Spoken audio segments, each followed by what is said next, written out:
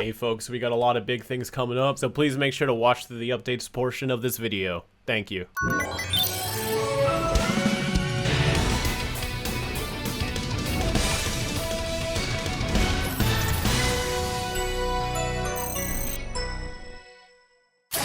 Hey everyone, Kuro the Artist here. So I've been on a pretty hardcore pro Omniverse campaign lately. Between the Watch Omniverse video, which I've never made for any other series, and the significant praise I've been giving it in my breakdowns lately, I even have folks saying I've been too easy on it. But truth be told, Omniverse makes it easy. There's a lot of really good things about it, and all the positives I've given it, I stand by strongly. And it's nice to see a once massively scorned series get a second wave of praise a decade after its release. As y'all probably know by now, Omniverse had to fight through an ocean of negative criticism when it first came out because of how different it was to the other series, and many fans dropped the show entirely. Fans really struggled to adapt to Omniverse back in the day. But as I mentioned during my breakdown of Ultimate Alien's pilot fame, it seems like the shoe is on the other foot, and understandably so. It's not fun what Omniverse fans went through. They spent years fighting tooth and nail to try to get the series the respect they felt it deserves, but now they just never stopped fighting, and I think it's kinda gotten out of hand. Because the show used to be criticized so heavily, it currently seems like any and all Omniverse criticism will have folks defending it no matter what you say, and they'll harshly ridicule you for insulting it, even in the tiniest way. We know pretty well by now that the series was a lot better than folks originally gave it credit for, and we were pretty hard on it back in the day, but that doesn't mean that now to make up for it we have to keep amping it up like it was perfect. Nowadays, insulting Omniverse feels like walking into a church in the middle of a sermon and screaming every offensive slur you could think of. Like, their fans seem to take criticism the worst because of the conditioning of defending the show. And yeah, it probably didn't feel great to be an Omniverse fan. It never feels great to hear somebody be so cruel about something you love, but overcompensating by trying to defend every minute critique about it while also putting something else down to make up for it, well, that's not how I roll. Because as much love as Omniverse needed, it still had a lot of things folks didn't like about it, and that's okay. It's not a perfect series. But if you say that in any average Ben 10 community, you'll most likely be met by someone saying, yeah, but don't forget, UAF wasn't perfect either. and yeah, sure, you're right, but we're talking about Omniverse right now. It's great to compare the shows. I do that every episode in these breakdowns. But that seems to be their primary and transitioning to their only defense. Let's not forget the amount of times I've unapologetically went very hard on the UAF era, but I'm going to be treating Omniverse the same way. But Omniverse fans seem obsessed with bringing down UAF at any beck and call whenever I critique the series. Take a look through the comments, the Discord chats, the forums, the tweets, anywhere you can find Ben 10 fans talking about my breakdowns. Whenever I insult UAF, it's usually discussed within the context of the criticism, and the conversation stays within the realm of what it failed to accomplish. Like, if I said UAF looked pretty dark, you'll see fans follow up with, yeah, those backgrounds were pretty dark, it made it hard to see things, and there weren't a lot of great locations. But if I said Omniverse was too colorful, you'll get them screaming, oh yeah? Well, UAF was too dark, and they just can't seem to take Omniverse's criticism at face value. Lampshading the outliers aside, of course, everybody's different and nothing is 100%, but generally, yeah, it's really hard to not see this happening. Because whenever I insult Omniverse, it's always, Yeah, but don't forget, UAF wasn't perfect either. like, I can shit on UAF all day and that's just how it is. But damn myself to hell if I ever besmirch the impeccable series known as Omniverse. Because many fans are still gripping tightly to the resentment that they felt against the people that were hard on it back in the day. And like I said, like lampshading, sure, not everybody defends it so aggressively, but there's still hypocritical people that will be like, UAF is straight dog shit, and they'll have a ball ripping it apart. But then if you insult Omniverse to them, they'll try to take the high road and be like, you know, bucko, maybe there's a better, more constructive way to handle your criticism. As if they weren't just doing the same thing to UAF, like becoming a new problem doesn't solve the first problem. I say this because I get pretty critical in the following episodes coming up. They weren't that great, and they put a lot of Omniverse's biggest problems on full display. So just like we've done for the past 160 episodes, let's sit back, have a good time, and break down Omniverse in all of its nitty-gritty glory, whether or not it had some bad episodes. One second. Alright, but don't forget, UAF had bad episodes too. Anyways, if this is your first breakdown and you're curious about how my rating system works, there's a detailed description down below, along with a link to all my previous breakdowns, but by all means watch this one first, I'm sure you'll still enjoy it. But first we got some news. Check out these Taurus keychains, straight out of And Beyond. These are going to be going live on Makeship's website soon for 3 weeks. You can follow the link down below to throw your email in for a notification and make sure you don't miss out. And with every purchase, you get a chance to become one of 6 winners to be in the 5YL motion comic. Every purchase counts as 1 entry, and we'll be picking 6 winners and draw either themselves or a character they've created to be a part of the 5YL motion comic series coming in October. We'll be posting more details about how to enter on our Twitter, as I'm sure this raises a lot of questions, so make sure to follow us there, and soon we'll be giving you everything that you need to know to enter fairly. We'll also be tweeting out updates on upcoming events, like Ash and I doing a massive stream to promote these Taurus plushies, watching through every single episode of And Beyond, also as a celebration of Season 1. We're also working with Stan on a special live-action 5YL project, and you can join our Patreon for my video diary series documenting the making of the motion comic. All these things contribute to funding the future of our project, so please follow us on Twitter, grab yourself a Taurus plushie if you can while it comes out, and I'll be looking forward to showing you exactly what we've been up to the past few months. But without further ado, let's begin. On November 10th, 2012, we got Of Predators and Prey Part 1, written by newcomer Kevin Rubio. Ben and Rook form a plan to lure Kyber's pet into the open so that they can get on top of these random monstrous attacks. But the tension between these 2 teammates may not all just be for show. For arms. So we're linking right back into the very first episode's flashback, a much more edited down version of the scene. This is the great Ben Tennyson. Different music track used too. This is the great Ben Tennyson. This is the great Ben Tennyson. And don't you forget it, buddy. And don't you forget it, buddy. I want to say I like this music more, but I think the original track worked for like the initial scene, but it's smart to switch it up now that we're getting this again, so it's not like a complete reuse of the scene. There are some differences. This is new though. I don't remember if I've pointed this out before, but Omniverse makes like an effort to make their shapes very irregular as part of the art style, but sometimes perfect circles still slip their way in. Always with the pupils though, even though most of the circles in Omniverse are kind of jagged, they always do the pupils perfectly round, but every now and then you'll see inconsistencies with how far they're making the stylistic approach. Feedback's fingers are one thing that always stuck out to me, but also sometimes it gets misinterpreted as the Omnitrix literally being a hexagon. You see that a lot with the toys, whereas a hexagonal Omnitrix honestly would probably look pretty cool, but they are supposed to be circles in this universe. It's just in this art style, circles are usually pretty rough. Like this isn't literally a 6-sided shape. They're both playing as Max's model. Sumo Slammers has had so many things. Video games, trading cards, TV show, a cereal, 3D movie, toys, and other merchandise. It's funny because Ben 10 has probably had all of those things as well. Just like every other franchise that explodes in popularity. What does battling in go-karts have to do with sumo? It's just supposed to be fun. This is for all those galactic racing haters out there, which you can watch me play over on the Rust Bucket, by the way. You fight in real life all the time. Yeah, but this is in 3D. It's coming right at you. Also kind of hints a little bit about how unserious Ben takes his job lately. Season 1 Omniverse Ben has really set up that he is just super unfazed by the entire hero process. I kind of think that this might be how he always is, and usually he has Kevin and Gwen to ground him down and help him see different perspectives. And while he does have Rook right now, Rook doesn't really know how to interpret and redirect Ben in a way that he can understand. And Rook, at least right now, still sees Ben as like this almighty hero, so might not want to question his methods or interpretations either, although that illusion is slowly getting shattered.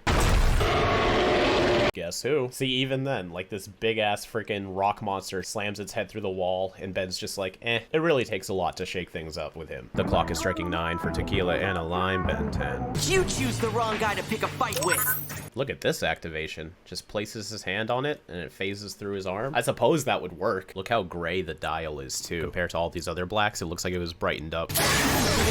Pretty good transition, too. Look at this. I don't really have much to commentate on it. I like the animation. Stinkfly! I think this is the first time we see modern Stinkfly, too. That doesn't even sound like humongous. But it's nice to hear D getting his old voice roll back. Switching from Crab Dozer into Stinkfly's Predator Bug Lizard. Good use of a counter there. So now we get to see another example of a predator directly interacting with its prey. The steam from Bug Lizard is able to neutralize the sticky agents within Stinkfly's goo and then melt it away. Where's that steam coming from? Just his mouth? Alright, that's pretty cool. Wow, out of power already, but Ben wasn't even transforming earlier. I guess sometimes it's low on power just for the hell of it. Ew! I like this little detail too, how his hand is all covered in gross slime. So he activates the Omnitrix with the back of his wrist. That's such a small touch, but I love it. Omniverse Wild Mutt 2. This is another design where I feel like they're kind of forcing the chin. Like this just doesn't work for Wild Mutt. I'm sorry. I like the kind of, I don't know why the word sock puppet's coming to me, but like the big, like cylindrical, drooping beast head that he gets in Classic that they imitate pretty well in UAF. Could use the black lips though. I do love the 3 chin spikes though. That's a great design choice, but everything else, I don't know. Like, it kind of looks like a man hunching over here. I'm not really feeling the beast vibe with this. Sometimes Omniverse gets a little too proportional with its muscle structures and it just kind of kills the design. In motion too, it doesn't save it. Omniverse Wild Mutt's a miss. Tex Tech Electronics Superstore. How they got big stand-up phones and laptops and stuff. Really great design. This design's great too. We've had this, we've had Kyber's USB, we've had the flashlight. Kyber's got a lot of really cool like tech. Is there a wiki page for all of Kyber's tech? Or at least is it like defined on his page anywhere? He's got an equipment section. Oh yeah, he's also got the rifle and the helmet. The helmet we haven't seen yet. That's actually next episode. But yeah, Kyber's got a lot of great tech. Wild Mutt can hear it too. That's a good way to weave the reveal into the narrative. Yeah, Rook just frickin' tackled Bug Lizard head on and kicked him in the air. Don't tell me you didn't hear that. Okay. Good boy, Rook. Oh, that was a fast transition. My apologies. Wait, hold on, go after it. You're both all good. Y'all were chasing Esther like halfway down the frickin' city. Kyber's dog just got away right now. He's probably, what, like another 15 feet forward? It's all right, Rook, I understand. It's all based in the plot, but you're better than that. My apologies. What, missing a shot? Correct. Aw, don't beat yourself up, buddy. I'm there-thering you. It's supposed to make you feel better? Why would that? Earthlings sure do a lot of weird things. Boy, you have no idea. Do not feel bad about it. That's funny. You'd think they'd be setting that up for later, but it's like instantly paid off right here. You did good, Rook. You did good. Would it be more prudent, Ben Dude, for us to take a more proactive A whole season of Ben Dude. Man, I'll admit, he says it a lot more than I remember. Maybe like 5 or 6 times. Kind of wish he did it for the rest of the show at this point. I like it. It's like his own personal nickname for him. It's just a snarling monster. Many snarling monsters. You know, it's kind of like Ben's experiencing what the rest of the world was witnessing before his identity was revealed. Everybody kind of knew there was alien heroes, but didn't know they were all one person, and that person was Ben until Ultimate Alien. So now Ben's kind of going through it too. He doesn't yet know that every single creature is all one transforming creature. So he's now getting an outside perspective on a being just like him. When you transformed into a lepidopteran, a stinkfly? There you go, Ben. You're really picking these up. Your attacker immediately transformed into a bug lizard. Not sure how I feel about bug lizard being its official term, though. They're like, yeah, this planet's got lepidopterans and bug lizards. I like bug lizard as a name for it. Like, we call this thing the bug lizard, but as the official term for it, I never really thought about my aliens having predators. Honestly, that concept is probably one of the most unique ideas we've had in Ben 10 in a long time. Long-lasting ideas, I guess. Like, we've had some pretty cool stuff happening, but this is something that they could build a whole arc or series theme around. Now, let's see if they don't pull an Ultimatrix and totally ruin it. It took your changing into something else. In this case, a Vulpamancer, to defeat it. Would have been wild if it busted out a Vulpamancer predator, though, huh? That symbol, kind of like the Omnitrix. Ooh, this is a pretty rough shot, especially given the amazing CG set we had in Hot Stretch.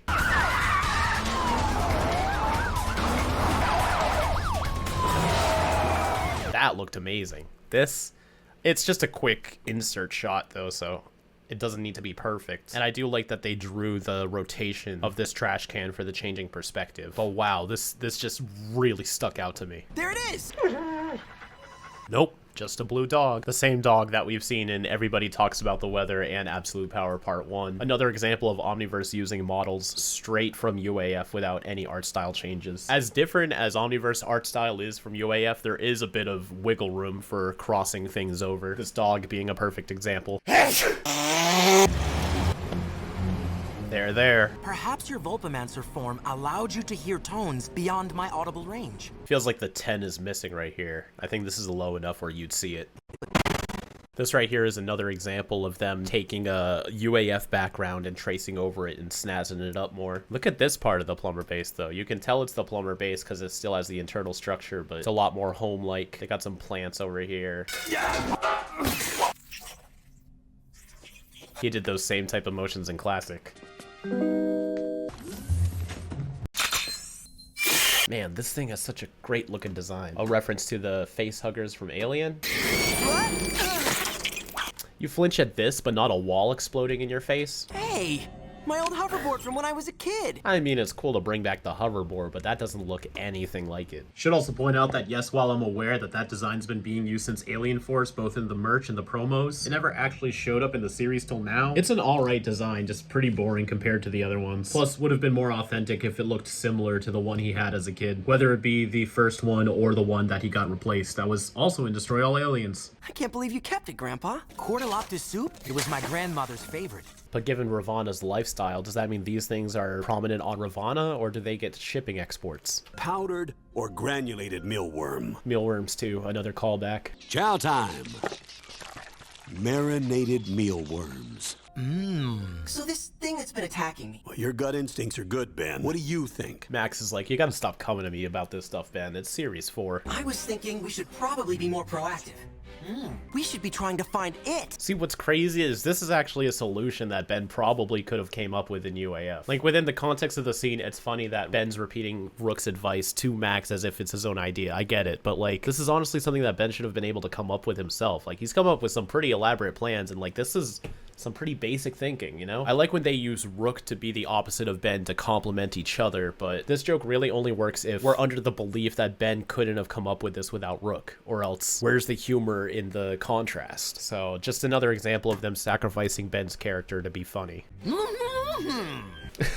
I do like that though. He gives this sly gesture to Rook like he knows what he's doing. See, that's the struggle, because it is kind of funny, but it's like, it's also not out of character for Ben to have just come up with that idea himself. It's really not that hard of a plan. Maybe we can trick this thing into showing itself. Good thinking, Ben. This hoverboard is drawn very weirdly here. Play it cool and maybe we can flush out the creature. Yeah, I've been there, buddy. It's not fun. He is clean. Man, maybe the plumber should start wearing body cams. We're not cops. We're superheroes. Man, the meta humor is just straightforward here, huh? Hardly. Excuse me? Wait, okay, so I know that the twist is they do a fake fight to lure Kyber. Is this part of it? Because we're like 7 minutes into the episode, and I swear Ben doesn't get captured till the end. So like what's the episode going to be about for the next 15 minutes? The season 1 finale is the one I rewatched the least because I remember not caring for it. So I kind of don't remember what happens. I have already saved you countless times, and I have only known you a few weeks. Man, they've been getting attacked by Kyber for weeks. They did try to get ahead of it once, though, when they thought it was Dr. Animo, and they also thought it was Siphon's dog, too, so they were a little bit proactive. You want to start something? Yeah. I am going to end something. Some new partner you turned out to be. Imagine if Kyber wasn't watching, though. They just had to trust Kyber saw that. Wait, I think I left my new plumber's badge in there. You can see pretty clearly, though, it is a can, even not frame by frame. I think they made it a little bit too obvious it's not a plumber's badge. Yeah, they could have hid that a little better.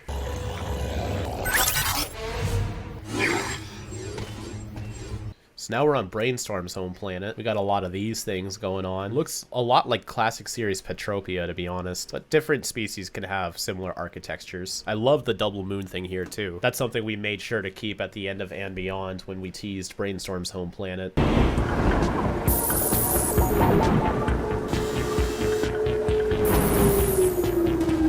But it's still the same moon, even on multiple planets. They're like, nope, just same moon, man, same moon. Dr. Psychobos. Welcome, my friend. And I use the term loosely. Now we're getting introduced to Dr. Psychobos, voiced by Eric Bauza, of course, who's already drowning in roles in Omniverse so far. A cerebral crustacean whose design I love, by the way. And this is a pretty common fact, but might as well mention it. I use the term loosely was used once, but then Eric just kept saying it over and over and adding it onto additional lines in the script, so they made it a catchphrase of his. Pretty interesting design for his lab, too. Just do as we agreed. The big claw and the little claw, I love that take. And his entire body shape, too, is completely different from Brainstorm. You defeated Ben 10? His reputation was greatly exaggerated.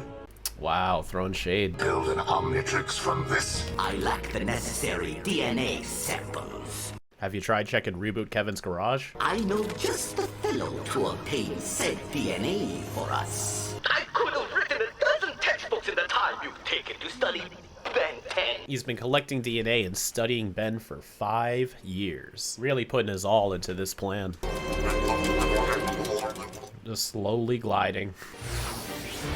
Man, I really wish we got more hoverboard, like in the whole series. More hoverboard, please. I'll show him how a real hero gets things done. What, are you gonna suffocate someone again?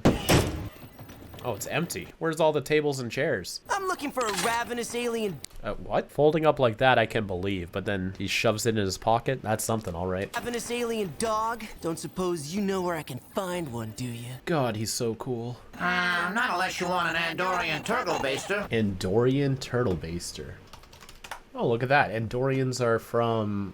What is this, Star Trek? Yeah, Star Trek. That's a neat Easter egg. These things look pretty cool. Also, who voices this guy? Genghis Ken. Oh, it's Yuri Lowenthal. That's a good one. I didn't recognize Yuri this time. Usually his voice is a little bit more distinct than others. And correct me if I'm wrong, but Yuri's a Trekkie, right? Oh my god, Yuri participated in a fan series for Star Trek? Star Trek Equicon. John DiMaggio, Fred Tatasciore, Rob Paulson, Nolan North, Kevin Michael Richardson, Jason Marsden. Sorry, I skipped Andy Berman. I don't know him. Who's Andy Berman? Oh, he's Dib in Invader Zim. Okay. Man, that's one hell of a fan series. 5YL's got some competition for the level of commitment. Also, somehow I missed this when I was first recording, but Seth MacFarlane? How have I not heard of this before? Oh, this also just came out in 2020. Where can I watch this? Man, I actually can't find this right now. Where is it? Alright, I'm going off the rails here on this rabbit hole, but if anybody can find the link to these episodes of Star Trek Equicon that Yuri Lowenthal is in, please let me know. I really want to check this out. How do you lure a vicious alien dog out? Look at these starfish right here. I'd love to have one of those. You can see Pac-Mar just opened up this shop since trying to recover from his last one. Oh, a customer. You blew up my last place. Which was the Toilet Emporium, which we saw in the pilot. Ben constantly destroying Pac-Mar's place of business. But here it seems like more of a big deal since it's not quite a recurring feature yet. You have a special kind of alien dog whistle? You actually want to buy something from Pac-Man? He's so happy, man. He's just trying to be an entrepreneur right now. You hear it, you buy it. Okay, Omnitrix. Oh, this frame of Ben is pretty popular. That's where it comes from. Ah, man, what the fuck? 110% unnecessary, Ben. You stop it, you buy it. Yeah, just fucking, why not? Pac-Man will be able to retire. And he's not gonna pay for any of that. We get, like, this kind of shot for Kyber all the time. That's it. Oof. Oh, wait, hold on. Look at this guy. He's one of the creatures that we saw stealing a car in episode 3. That really makes me question the level of sapience this thing has, along with the ethical implications of what Pac-Mar sells as pets. Some Earth-based dogs here, too. Get out of here. Ouch. There's Kyber. Is this Ben's first time actually seeing Kyber? I think so. Ben Tennyson. Looky what I caught. This frame of Ben, too, I swear, I see this reused everywhere. It's a good shot. Shows off the design, and he looks pretty on model here. Man, if I had a nickel for every time I heard that, I'd... He took that hit pretty well. Oh, man, and look at that. What is that, like a good 10, 12 feet in the air and forward? Effortlessly, too. Just a whoop. Whoop. Why, Omnitrix, why? Is this supposed to be funny? Because I'm not laughing. I should just clip that and start using that for all my breakdowns. Time to make like a tree and get out of here. That's a Back to the Future reference. So why don't you make like a tree and get out of here. Complete with a hoverboard. Now we just need a manure truck or something. This one too, this episode is full of frames that like become popularized images of Ben 10. For example, these are some frames from the other series that I see posted around a lot, but this episode has 3 iconic frames. There's his rifle, another addition to his epic arsenal. It uses the same viewer as his little eyepiece though, but given it's probably from the same brand of technology, that's fine. The wrinkling of the hair and the jacket, that all looks pretty good. He's just messing with him now. Kind of reminds me a little bit of Ben 10,000, just messing with Vilgax on the hoverboard.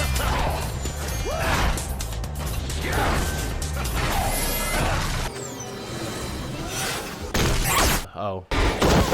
Man, these freaking hoverboards, I swear, they just don't last. Any last words? Hey, although what's going on with gray matter here? In Nanomech too. In fact, it looks like their heads are on top of other icons. Like this kind of looks like forearms, which you can see right here. And they slapped Nanomech on top of it. And same with putting blocks behind gray matter. But because of the way it's drawn, it doesn't look like it was shopped on there. Like it looks like they actually drew it as if Nanomech's head was on top. There's gotta be like a chain reaction of production miscommunication for something like this to happen, for them to draw it this way. There is a predator for every kind of prey. Well, that's just not true. So far so good, but like it's also a big coincidence that Ben's only becoming the alien that he has predators for. Maybe by studying Ben, he's like recognizing the most used transformations that Ben does and only got predators for those. So in Ben's perspective, it seems like he has a counter for everything, but if Ben were to become something unorthodox like Upgrade or Blitzwolfer, then Kyber wouldn't have anything to counter those. But it seems like Kyber recognizes the pool of aliens that Ben normally becomes and counters those ones. Also saves him time too, because he has to go out and get all the DNA himself. We'll be seeing that in part 2. I'm loving all the quick changing though. Look at this shit. This is how Ben should be fighting in this series. Who's got nowhere to run, huh? You see, he's quick changing and not mistransforming. They figured out a way to give Ben his maximum power, but still tell an interesting story with the Nemetrix. Like, sure, Ben can quick change. Sure, Ben doesn't need to mistransform. All right, let's give him an enemy that becomes the predators of his aliens. This is what I've been talking about for years, where they should just write stories to counter Ben's experience rather than constantly nerfing Ben for the sake of giving him simpler plots. Kyber and Zed are a perfect example on how to create enemies to counter a Ben at this level, but they still depower Ben all the time. Like, if you're gonna raise the stakes, then right towards those stakes. Don't keep dropping them back down. And Kyber's not even that powerful of a villain either, so it's not even like, oh, power creep, this and that. This is a creative way without just making somebody ultra powerful. Also shows they could probably easily write a Ben 10,000 series. Just write the villains towards Ben's skill set. Don't just nerf Ben. I've defeated Vilgax the Conqueror, Dagon the Destroyer. Dagon name drop, dope. Oh. Well, would it kill you to give me human? When he folds his hands into his body, the glow that he has on his rocks disappears. Boom. See, it like snaps away. Would it kill you to give me humongous just this once?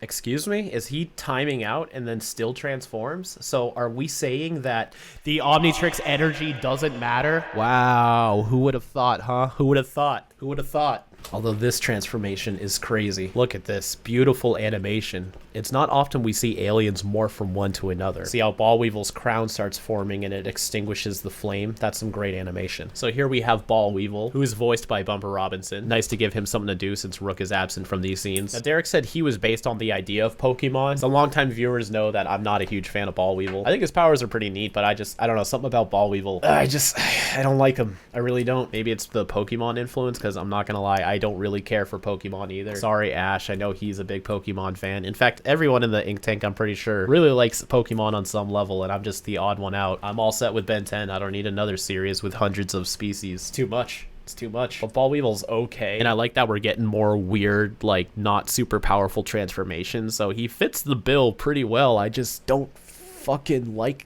Ballweevil. What can it do? I gotta have something going for me other than the power of cuteness. Not even that cute. I think one of his working names was like Turd Burglar too. Let me double check that. Yeah, it was that and Collectible. See, look at this. He quick changed like what, 4 times, was timing out, and then still became an alien. So like, I know what y'all mean, folks, from the comments of last video, but like, clearly even the show is just like, if it comes down to it, it doesn't matter. So even if you like mistransformations, Ben has a way out of it. If he mistransforms and doesn't give it at least one more try, just one, he is actively making things much harder for himself. In fact, what a couple other commenters on the previous breakdown mentioned before too, when Ben became jury-rigged, he could have just fixed the bridge. That's gotta be hard though, balancing on a ball with 4 legs as a species you've never become before, and Ben's actually not doing too bad though. This shows how quick he is at adapting to new aliens. Like, if that was me, I wouldn't even be able to stand on this ball, nonetheless like wiggle around on it with 4 limbs I've never used before. Props to Ben. Is this Ball Weevil's predator? And that throws my theory out the window that Kyber only collected beings that Ben frequently transforms, because Ben's never become Ball Weevil before, and Kyber has this guy, so never mind. I'm coming through! Forming like this little holographic web looking thing here. I like that. Dude!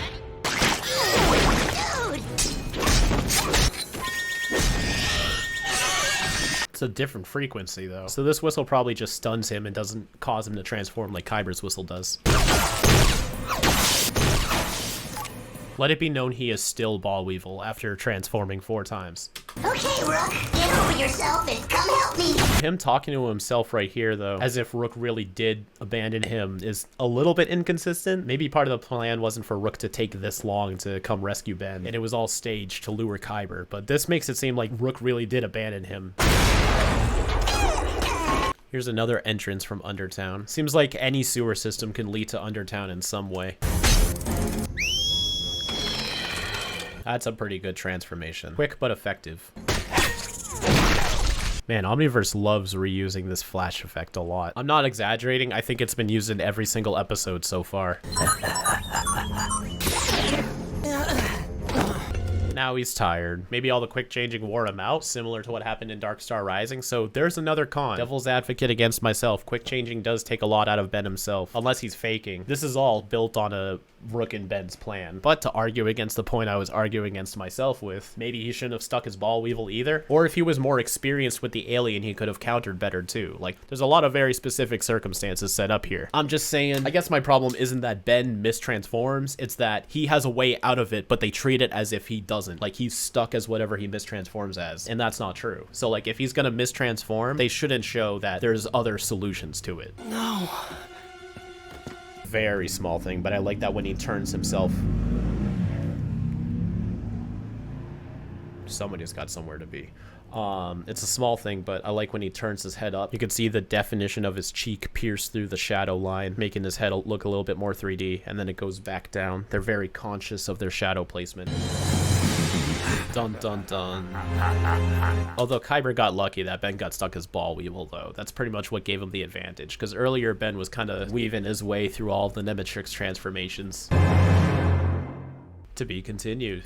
Part 1 of the 2-part finale. You know, it's always difficult rating the 2-parters because they sort of rely on each other, but I always try to rate the episodes as standalone even if they are joined together, as I have done with all the other ones. And this one doesn't really hold up on its own as well. I'm just gonna give the plot a 2. So much of it felt like it was spent killing time to get to part 2. Like I said earlier, we got the fake Rook and Ben fight 7 minutes into the episode. I was like, what are they gonna do for the rest of it? And sure, you know, fill it up with some dope action. It was great to see Ben finally confront Kyber, but it didn't feel like that strong of a payoff. So much of this felt like padding that even after just freshly watching this, it's hard to really give you a summary of what happened in this episode without it feeling pretty aimless. Characterization, I'll give a 3. Everyone was their default selves in this, which has its pros and cons, so they're believably the same characters, but it also felt like the writing was just coasting by. Visuals, I was gonna give it 2, but because of the Ball Weevil scene, I'll give it 3. It's always fun to see a new alien, and the animation was okay. okay, but the visuals really weren't as impressive as some of the other episodes. We're starting to get a set standard for what Omniverse feels like, but we did see a lot of Nemetrix aliens. We got to see Dr. Psychobos, got to see a little bit more about what Malware's been up to, showing he's going to be more relevant beyond just a past villain. But all of it together, this episode just feels so barren. I don't know how else to say it. Importance, it's a 5 because it's a season finale, but entertaining, I'm also gonna give it a 2. There's a lot of fun ideas here. The hoverboard coming back was pretty great. This one's kind of lame. There's certainly been much more misfires, but for a season 1 finale, kind of would expect a little bit more, you know? Regardless, let's move on to part 2, see if we can wrap things up in a little bit more satisfying way.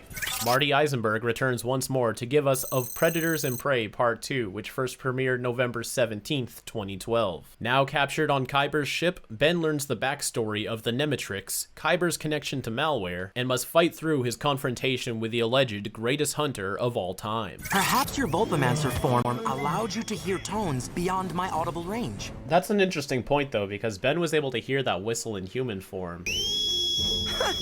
Man, if I had a nickel for every time I heard that. But Rook wasn't able to hear it. I was getting the gist that this implied only the Vulpamancer and other canine-like species can hear the whistle, but Ben was able to hear it. Distance could have played a factor too, like given how far away Kyber was versus being closer.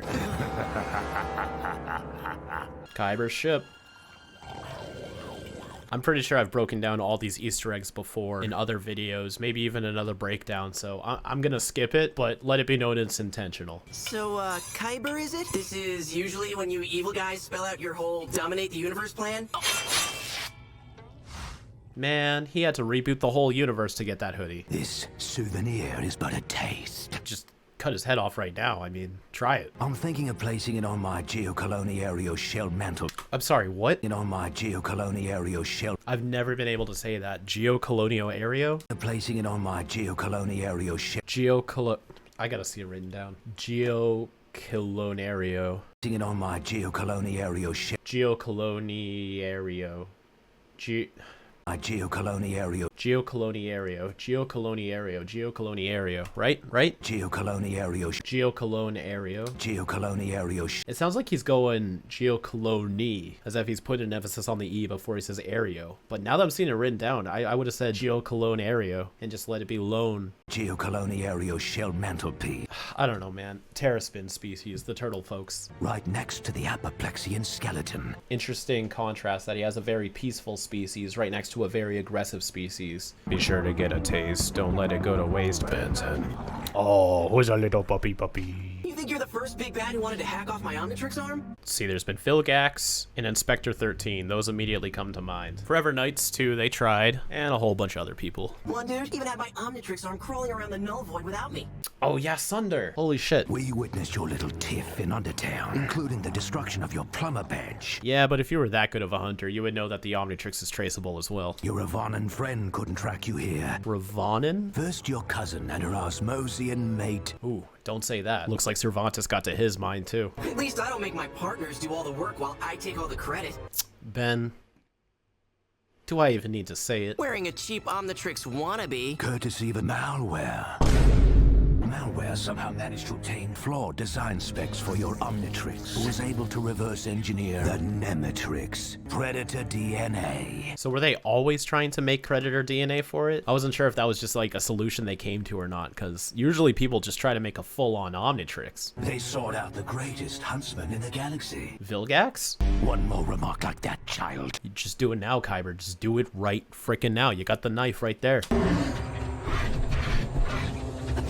Okay, there's no way this is Pyros. This one must have gotten loose and is on some other planet. It's nice to see Kyber himself in action, though. To down all the fiercest, most savage predators in the galaxy. So if Kyber can defeat the Predators, and then the Predators can defeat Ben's aliens, Kyber should just go toe-to-toe with Ben. But I guess that's not according to Malware's plan. For the Nemetrix.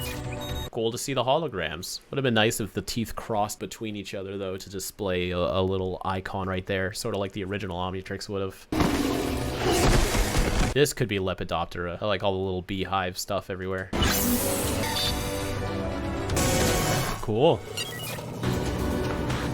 Now this is supposed to be Armadillo's homeworld, this desert area. It was described as an asteroid belt previously. For Armadillo, though, I don't really care either way, though. He can come from anywhere, I guess.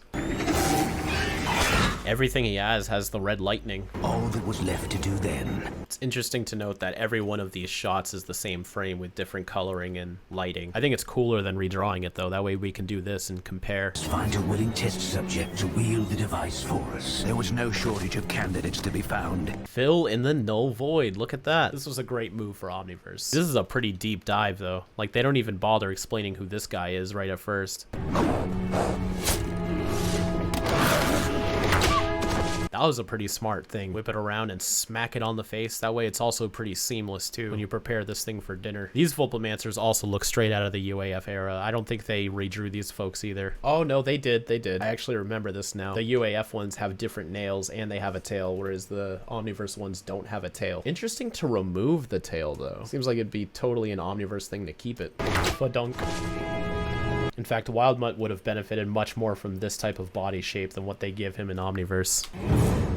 Yeah, I guess it's really not necessary to know who this guy is quite yet. They do explain it later, but we're kind of just jumping right into it. So if you do know who Phil is, then it's a nice surprise. Also, this is our first time seeing Malware's new form.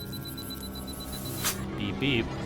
Yeah, right here. I don't remember what I felt like when I first saw this though, because this is the first time we see Malware's second form. And it's thrown in there without any type of fanfare. They didn't even try to hide it. Here it is, full frame in color. All right, you know, switches things up. Actually, I was sort of wrong. They did show him in the scene prior, which was even earlier and more casual than this one. But it's a very weird way to reveal this design. Sure you don't want to join us, Pumpkin? Practicing her platforms, that's cool. Don't have time for fly fishing. How about stink fly fishing? This should not have worked. And he even got Stinkfly too. So this is Ballweevil's Predator, even though he does currently have Stinkfly's Predator. It's interesting that he started with this form. I like seeing Grandpa Max in other outfits. This is a very Grandpa styled look for him. It's hero time! Hey! Combo attack from Ben and Gwen. Correction, it's heroes time! Should I count that one? Because I didn't count Going Hero in Classic because A, Going Hero didn't persist past Series 1, and B, it's technically not hero time. I don't know. You know what? Comment down below if that should count or not. And if enough people say it should count, in the next breakdown, I'll add it onto the ticker and say, yeah, it's going to count. But for now, I'm not sure. Oh, that's a cool power. So he forms that grid. I guess he doesn't always need to draw it out. He could just plop it, but then he pushes through it. And then the pattern gets etched onto him as a texture. That must have been a nightmare to figure out in animation. Oh my goodness. Who did this episode? Hold on one second.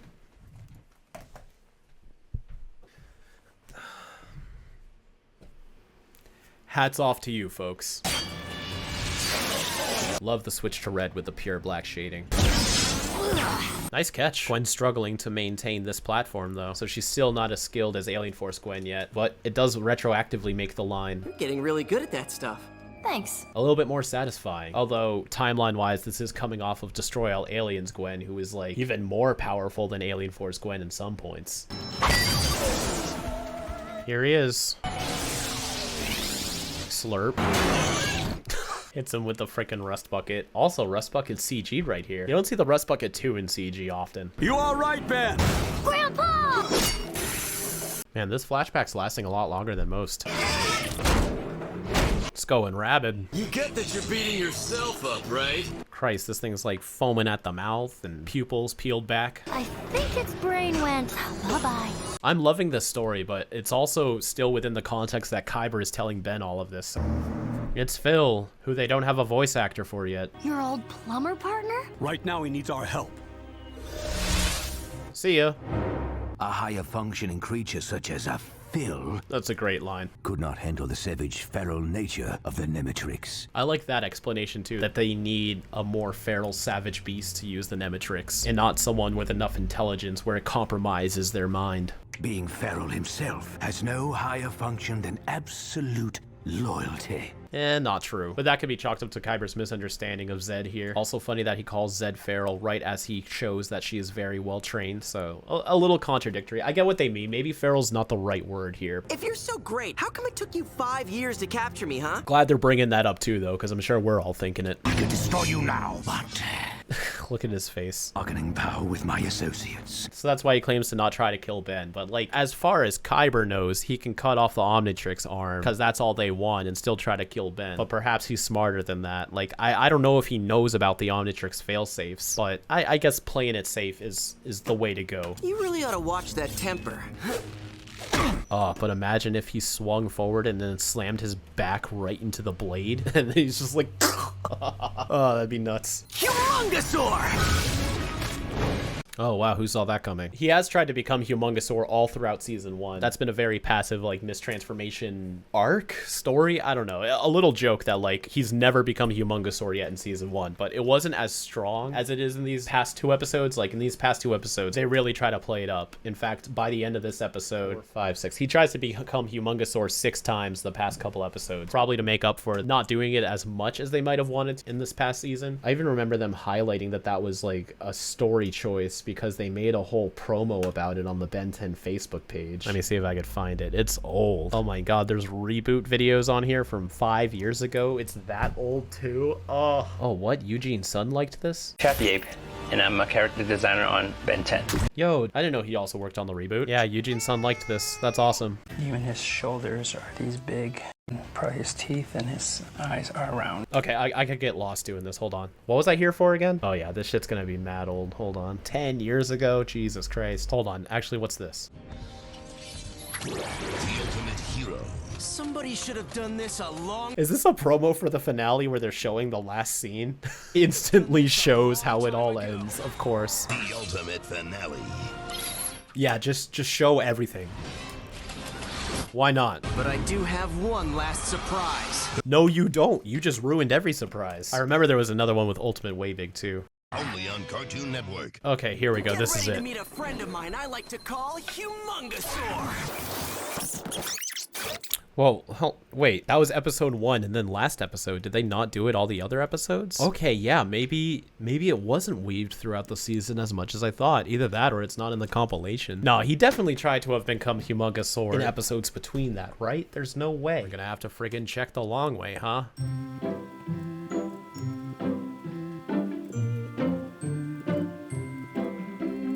Okay, he tried to be Humongosaur when becoming Water Hazard too. But yeah, other than that, okay, they did it a lot less than I thought. I guess I was just really misled by that promo. Tangent over. Let me tell you something, self-proclaimed greatest huntsman of the galaxy. We've missed you, Wrath. Now he has his correct teeth and eye color for this appearance. But Wrath is gonna make you Humongosaur. You don't even see the lip flaps anymore.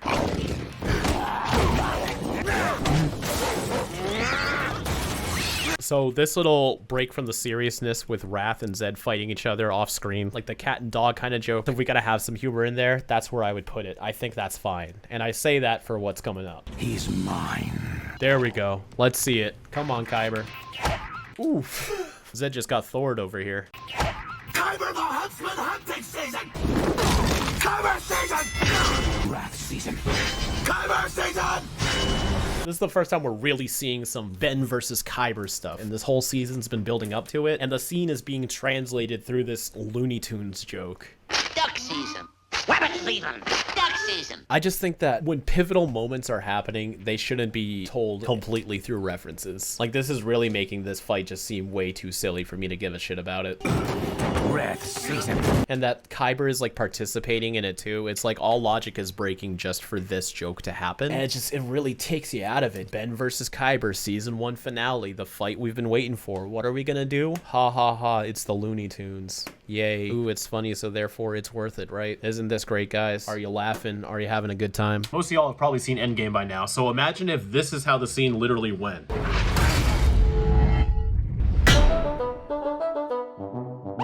Rabbit season. Duck season. Rabbit season. Duck season. Like, not as a parody. That is straightforward how Captain America fights Thanos. And then the defense for it is like, oh, well, Guardians of the Galaxy had a dance off, so we can have humor here too, right? It's like you gotta pick and choose what's appropriate. And Omniverse's humor is very inappropriate during very frustrating moments. Is this supposed to be funny? Because I'm not laughing. And that's it. That was the fight. This is what we get, a giant Looney Tunes joke. And the fight was like 20 seconds. I don't know. Sure, like Zed versus Ben is more interesting, but like Kyber's supposed to be the greatest huntsman. And we've never really seen a demonstration of that skill. We did a little bit with like quick montages with the predators, but even then it was like relatively simple stuff. I want to see Kyber go up against Ben and prove to him that he's the greatest hunter and not see it demonstrated through a freaking joke. Like, I can't, this isn't unjust thinking, right? You know, like, jokes are good to break up the tension and the action, not to be the focus. This series isn't supposed to be a straight up comedy. It's just supposed to have comedic flavors into it to make it fun. But this isn't fun. This is just stupid. What did you... I do like that the grip persisted into Ben's human form, though, even though he was paralyzed as wrath. A Festin Neuro Grip. A Festin. I don't even know how I'd begin how to spell that. Okay, now I found it. Of course, it's another Star Trek reference. I don't blame him, though. I mean, in the timeline where I actually tried to make my own TV show, you bet your ass it would be full of Ben 10 references. Because these kind of references are okay. They're, like, subtle enough where, like, it doesn't break the show or anything. That's fine. Doing the big battle in a Looney Tunes reference, like, straightforward. My partners are just going to have to take you in pieces. Oh, so he is allowed to cut him up? Go ahead, try it. See what happens, Kyber. Surprise! Yo, I deadass forgot about Rook. Took you long enough. Impossible. This ship is completely untraceable. Kyber just gets up too. He could just like jump and leap through his cuffs then, right? I think I did a pretty good job hiding mine. And the Omnitrix is traceable too. Like, are we just gonna forget that? This empty carbonated beverage container? We staged our little fight. I mean, to be fair, Rook did take a long time to get here. Not too shabby an acting job there, partner. I was not acting. Ooh. So you actually meant always having to save my butt? You mean like I did just now? Yeah, Rook, let him know. I let him capture me so you could track me back to his ship. So there's a good chance that means he's faking it right here. That is no way to address the greatest huntsman in the galaxy. Bro, you got shot in the back and cuffed. I mean, he's still gotta have some solid skill to take down all of those predators, though. I just would have loved to see that skill actualized. You don't recognize a trap? Neither do you. What? Did that come out of the floor? Oh, he just falls right on here, and it's like some type of alien bear trap or something. And Kyber, with his excellent kick, he kicked him in the head. Amazing reach, and kicked him right into there. So yeah, see, this is the kind of Kyber I want to see. Let's see Ben versus this Kyber, please. I believe the Earth expression is playing possum. So Kyber let himself get captured too. Trap for a trap. It's hero time! Yup, yup. Another one for the counter. Remember that Cragdozer is the natural predator of a pyronite. Since this new Omnitrix never gives me the alien I want, I should try to turn into Heat Blast. Gotcha. So this is a rare case where it's a mistransformation without an intended alien. Ben was just like literally anybody but Heat Blast, and he gets it. Ah, Ben. Oh, man! And that's it. Second episode in a row where Ben's covered in schlop. Humongosaur! As if. We are starting to see a pattern of like Ben only becoming the aliens that the Nemetrix has predators of. It's starting to feel a little bit like the Ultimatrix, where it's very limited with the options. And I get it. They have to design a whole species and lore for every single predator. They definitely put a lot more effort into the predators than the last series did with the Ultimates, but like the limitations, it's still the same result. We get a finite amount of predators, and it really makes the options feel a lot smaller in the grand context of the Omnitrix. I love this little pressure ripple right here when he punches Kyber. It's hammer time! Behind you! Ooh, did he just use his pistons to jump? Boom, look at that. That's pretty creative. Thanks, Burger. Who would have saw that coming? Yeah, the drill hands, because he's Armadrillo.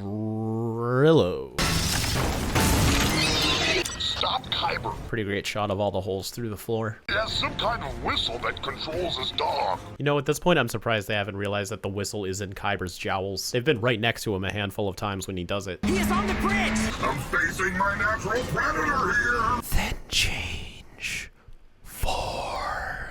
You might want to consider switching to another alien form. Thank you, Rook. Boom. Check it. Who's it gonna be? One of his 50+ transformations that don't have a natural predator, or one of the 6 that do? Let's find out. Here we go, Humongosaur! Here we go! Little bit cringe. Wow, who would have saw that coming? At least you're not stink flies, Predator. Oh wow, who would have saw that coming? I like how the clouds are moving at a different speed than the background here. Good sign of depth. The hunter has become the hunted. Just give me something useful. Now, since he didn't have an intentional alien, that's not a mistransformation, to be clear. You could survive that fall. Oh, look at that. When we come back from commercial, they flip the shot. That's a weird choice. Although I like the multi-layered angular ripples coming out from the sun. That's nice.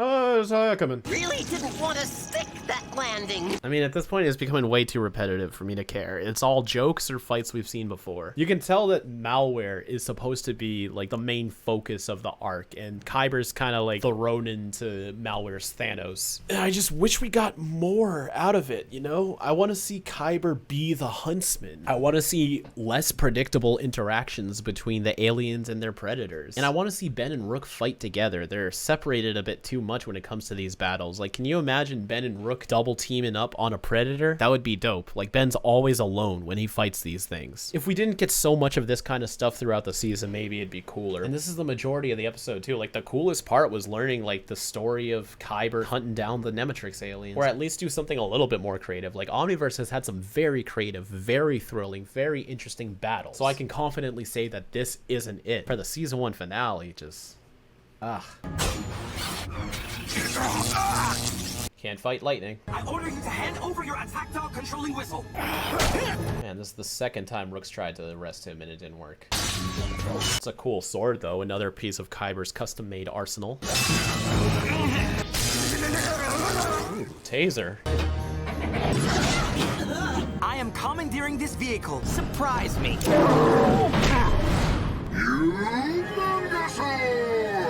I like that he shouts his name here. John has officially replaced D as Humongosaur, who's literally just doing his forearms voice. Alright, fine. I wanted to do this the easy way. For real? Who's the predator now, Tiny? I understand though, like D has mentioned some complaints about voicing Humongosaur, how rough it is on his throat, but I do not like this replacement. Or the design either. The trunks and the bandolier just don't fit Humongosaur. He's gotta be like this raw, tanky dino character. This just makes him look silly. The huntsman has no whistle. Ooh, I like the look of this gun. The huntsman is the whistle. I feel like this reveal should have happened a lot sooner. And then maybe the battle could be about Rook trying to shut Kyber up while Kyber's still forcing Zed to transform. It just feels so obvious that Kyber's the whistle. Like, you can see him doing that, and he doesn't try to hide it either. They definitely should have noticed by now. We get another new predator though, with a very cool looking transformation between the two. Usually they just shift cleanly from one transformation to the other. This one like fidgets a bit and becomes very misshapen, like it's trying to figure out how to become this form at first. Looky there, there's it. But this predator doesn't work for one very obvious reason.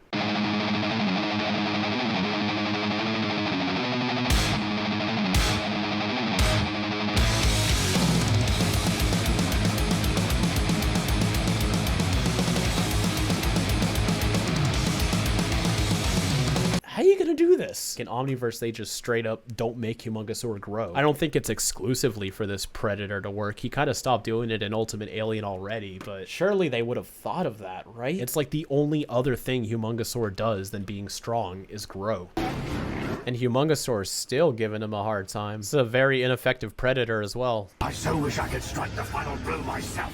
You had a chance, man. That's on you. Okay, there we go. That's more interesting than just Dino versus Dino. So I'll concede to that. It is more different than I was giving it credit for. Like Humongosaur growing though, one of his primary powers that he's done for seasons upon seasons. How are you gonna forget that?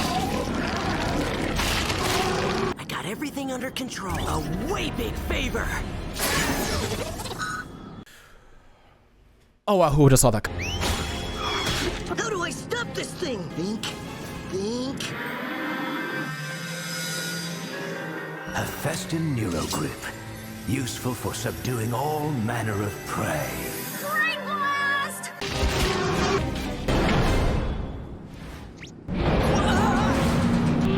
This episode episode is still going too. Oh my god. Big Chill? Is this our first time seeing Big Chill in this series? Yeah, it is. Big Chill's another big divider in the fandom because he's got one of the biggest design overhauls. I'm always a fan of the lankier Big Chill. I just think it works better. It's very tricky to be critical without hurting people's feelings because, like, I feel like whatever I criticize, there's someone out there that likes it. But god, man, like, this is not a good design. Really? This for Big Chill? Really?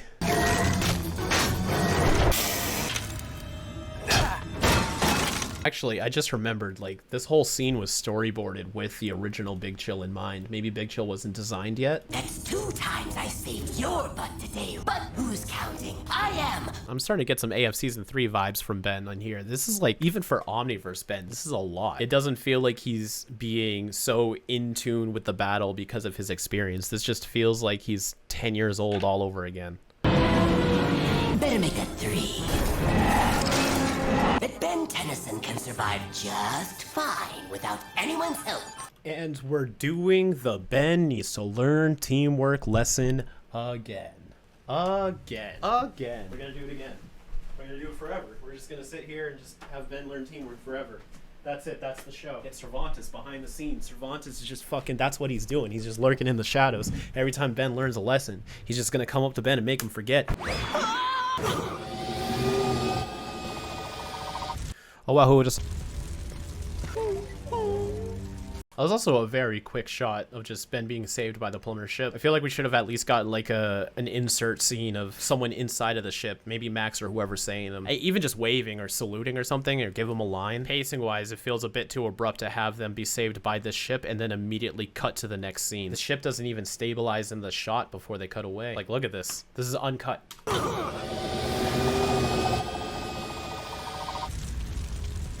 Doesn't that feel pretty abrupt? If anything, at least like make this shot last like another 2-3 seconds or so. It just, that was a very hard cut. For your sake. See, this would have been a great reveal shot for us to see Malware's corrupted form for the first time. Hold on, what? That's exactly what I was saying should happen. Then why the fuck is this scene right here? It feels like this whole scene was like accidentally thrown in between the last scene. For your sake. That's very weird pacing. Now we're going back to that shot and then fleshing out what happened here. Told you. And then the episode ends. That feels like a mistake. Like, it really feels like we're supposed to take this scene and put it after all of this. So it's like they fall, they get saved by the plumber ship, we see the results of that, we wrap up Ben and Rook's banter, and then we cut to here as the final shot, and we get all of this stuff teasing, oh, this is the end of the season. But like, it really, it feels like they literally cut this scene in half and just slid this in here as an error. Like, that pacing makes no sense.